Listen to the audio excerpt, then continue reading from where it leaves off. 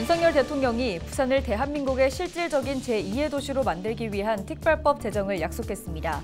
부산 시민사회는 산업은행 이전 문제와 부산 거점 항공사 문제 등을 꺼내들고 신속한 추진을 촉구하고 나섰습니다. 부산 동구에서는 지난해부터 디딤 씨앗 통장을 만기 해지하는 청년들을 지원하는 제도를 전국 최초로 시행하고 있습니다. 제도 시행 이후 도움받은 청년을 만나 이야기를 들어봤습니다. 지난달 부산 지역 무역 수지가 3개월 만에 적자로 돌아선 것으로 나타났습니다. 수출 수입 모두 감소세를 보이고 있습니다.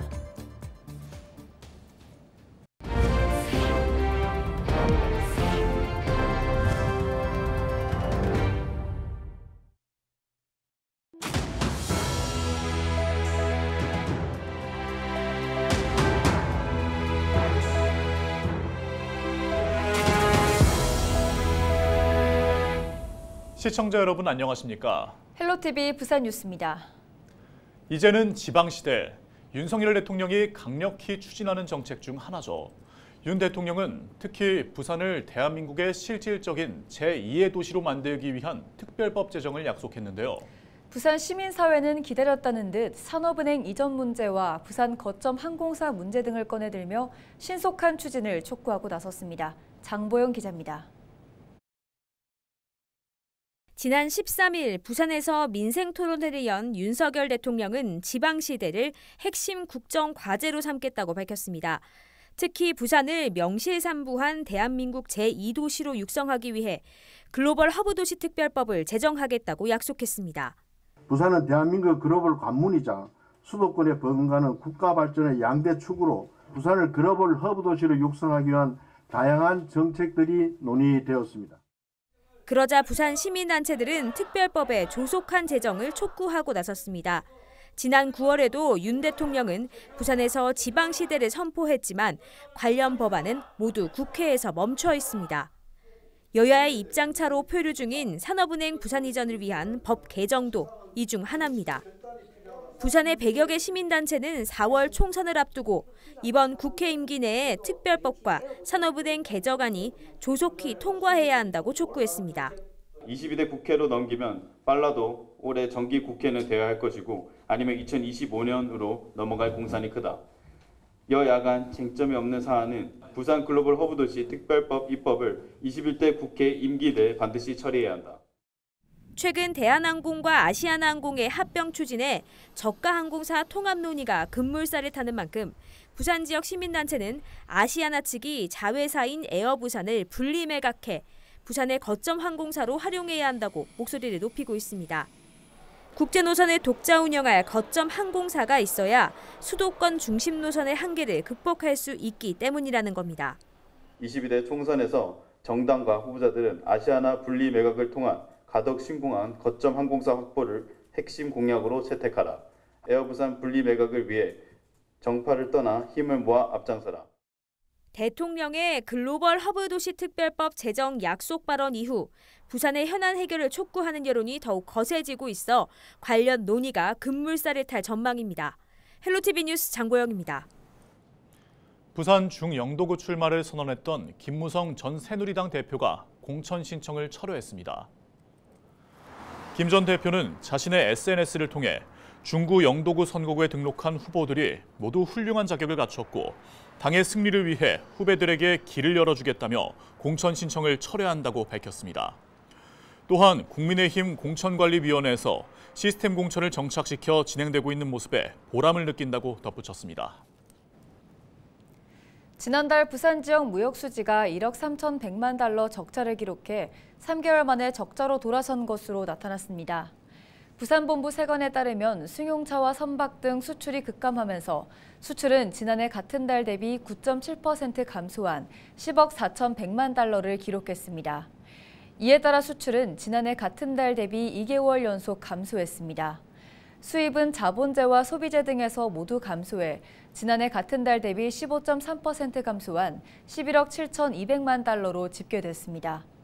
국가별로는 중남미와 미국, 일본 등의 수출이 증가했고 EU, 동남아, 중국 등은 감소했습니다. 부산시와 교육청이 교육부가 주관하는 교육발전특구 시범지역 1차 지정 공모에 공동 신청했다고 밝혔습니다.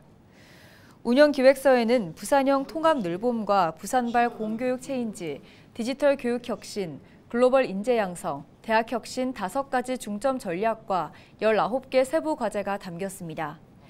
교육발전특구 1차 시범지역은 대통령 직속 지방시대위원회 심의 의결을 거쳐 최종 지정되고 오는 3월 초 교육부를 통해 발표될 예정입니다.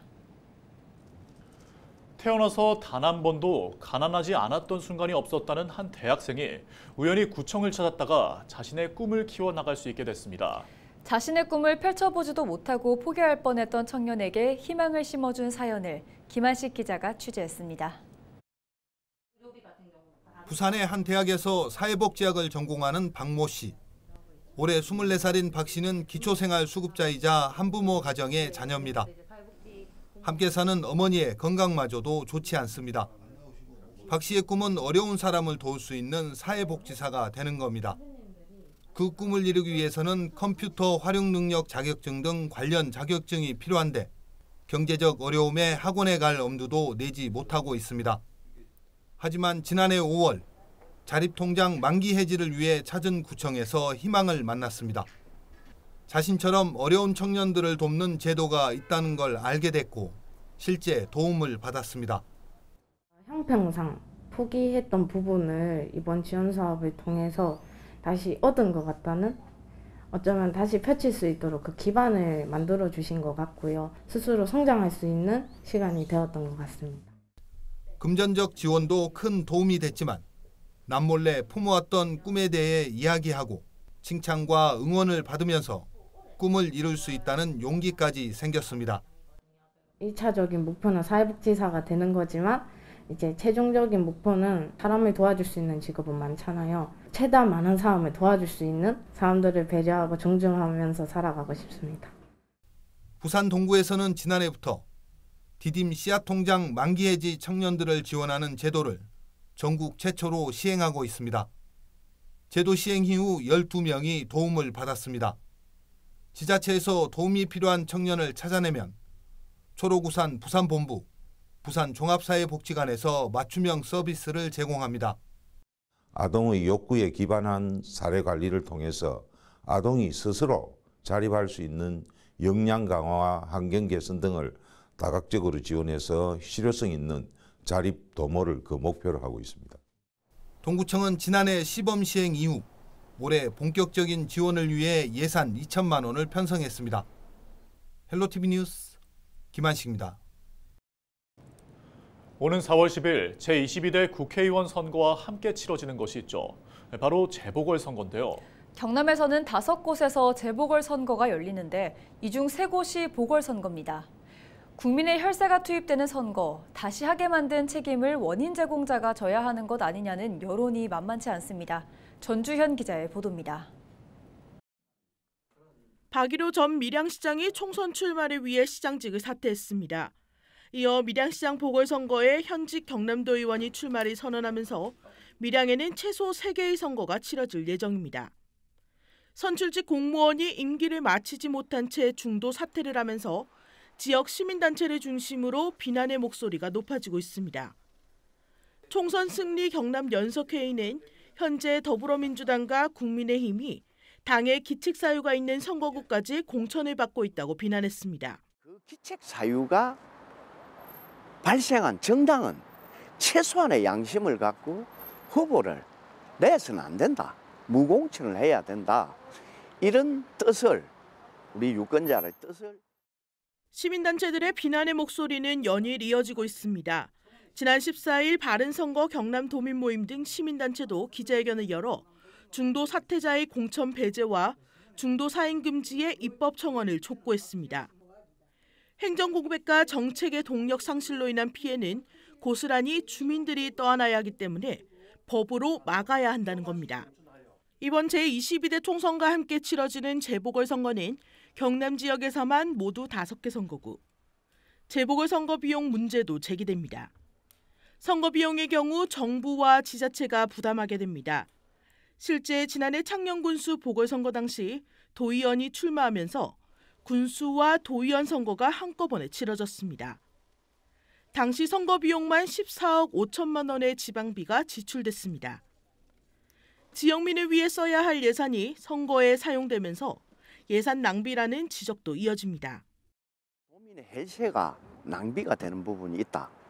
또 그리고는 지방자치단체라 하는 게 지역민과 함께해야 되는데 약속을 저버리고 재보궐선거를 만들면서 많은 사람들이 정치에 불신을 갖게 된다.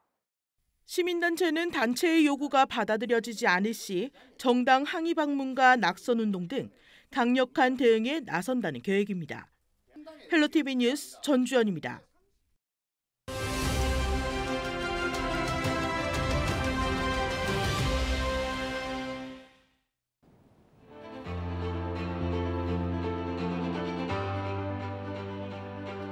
지방의회의 의정활동비 인상을 놓고 전국이 떠들썩합니다.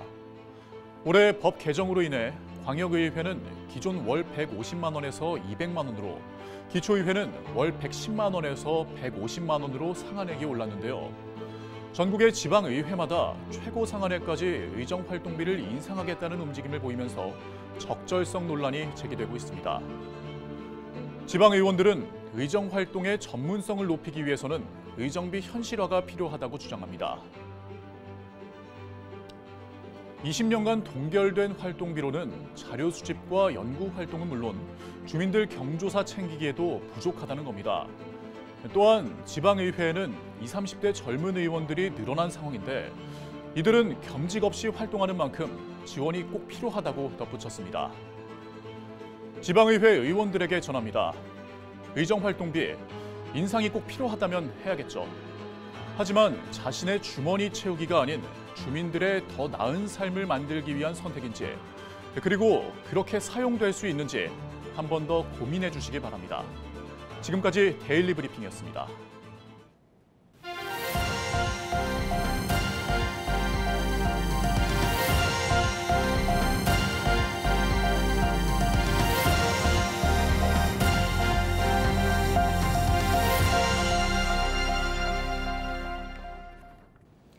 부산시 선거관리위원회가 오는 4월 제22대 국회의원 선거를 앞두고 선상투표 참여 분위기 조성을 위한 선상투표 설명회를 개최했습니다. 설명회에는 선박 관련 협회와 선원노조, 선박회사 관계자 등 50여 명이 참석해 선상투표 제도, 절차 등 안내와 함께 의견 수렴 등의 시간을 가졌습니다. 시 선관위는 지난 제20대 대통령 선거에서 부산 지역 전국 136개 선박회사 중 109개사, 전국 3,267명 선상투표 신고인수 중 926명을 차지하는 등 부산이 전체 선상투표에서 차지하는 비중이 높다고 설명했습니다. 부산시가 대기오염의 주 원인이 자동차 배출가스를 줄이기 위해 노후 경유차 조기 폐차 보조금을 지원합니다. 시는 5등급과 4등급, 건설기계 등 총 1,100대의 노후 경유차에 대해 보조금 262억 원을 지원할 계획입니다. 지원 대상은 배출가스 4, 5등급 경유차와 2009년 8월 31일 이전 배출 허용 기준을 적용받고 제작한 도로용 3종 건설기계, 2004년 이전에 제작된 지게차, 굴삭기 등입니다. 부산시가 부산 창업도약 패키지 지원 사업을 추진합니다. 부산 창업도약 패키지 지원 사업은 혁신적인 생각이나 기술을 보유한 업력 7년 미만의 성장 가능성이 높은 유망 부산 창업기업을 선발해 기업 진단부터 투자 유치까지 사업화 전 과정을 지원하는 사업입니다. 선정 기업에는 최대 5천만 원의 사업화 자금과 기술 고도화 등이 지원되며 해외 진출 기회 등이 제공됩니다. 지원 사업 참여 희망 기업은 오는 2월 26일까지 부산 창업 포털을 통해 온라인으로 신청할 수 있습니다. 부산시 교육청이 오는 3월부터 학부모 방문 상담 사전 신청제를 운영합니다. 이 제도는 교사에게 학부모와 상담을 준비할 충분한 시간을 제공하고 사전 신청을 하지 않은 학부모의 방문을 최소화해 교원의 교육 활동을 보호하는 조치입니다. 신학기부터 방문 상담을 희망하는 학부모는 2일 전부터 자녀 학교 홈페이지 또는 시교육청 통합 예약 포털을 통해 신청할 수 있습니다. 이상으로 뉴스를 마칩니다. 고맙습니다.